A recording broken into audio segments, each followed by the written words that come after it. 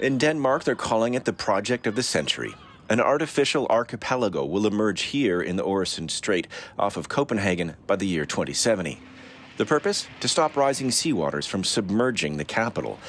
With an average altitude of just 34 meters above sea level, Denmark is one of the lowest countries in the world. Here you have the dam, and then this part out here will be the protective part. The project's managers say the Lynetteholm Peninsula will function as a rampart, protecting the capital, where a fifth of the country's population lives. So the island will be sea level plus 4 meters, and then on the eastern part, where you meet the actual sea, there will also be like a landscape that will be up to 6 meters in order to protect against the waves and so on. Since the 17th century, Copenhagen has grown across the water thanks to artificial islands. This peninsula, stretching over 3 square kilometers, will offer 35,000 housing units.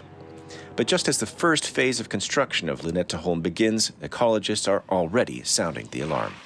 Øresund here, as we are sailing, has the same biodiversity as the Great Barrier Reef in Australia. This is Europe's Great Barrier Reef, and what we are doing now is destroying it. We already now have this poisonous substance that are running into our harbors. City residents are already worried. According to a poll, only 3% of them approve of the project, costing taxpayers some 2.5 billion euros.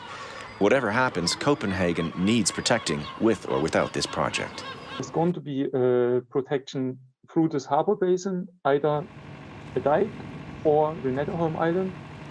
And then there's also going to have to be some form of gates, like similar to, for example, what they've done in Venice.